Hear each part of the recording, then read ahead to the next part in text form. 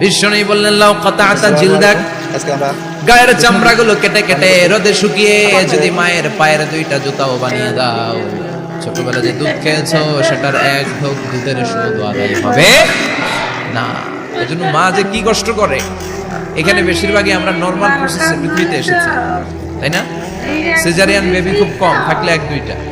Normal প্রসেসে একটা বাচ্চাকে ডেলিভারি করতে একটা মায়ের যে কত কষ্ট হয় আপনি কল্পনাই করতে পারবেন না। চিকিৎসা বিজ্ঞান বলে একজন সুস্থ মানুষ ব্যথার একটা ইউনিট আছে, মাত্রা, ব্যথা মাপার একক। এগুলো হচ্ছে আপনার 45 ইউনিট পেইন বা ব্যথা একজন মানুষ সহ্য করতে পারে। ব্যথার তীব্রতা বা মাত্রা যদি 45 ইউনিটের বেশি হয়, যদি ছাড়িয়ে যায়, রুটি তাহলে একটা বেহুশ হবে, নয় মরে যাবে। আজকে আমার আর আপনার মা যখন আমাদেরকে নরমাল প্রসেসে ডেলিভারি করেছেন, তখন তারা 45 না 57 ইউনিট প্লাস 57 থেকে 60 ইউনিটের পেইনও তারা ছাড়িয়ে গেছে।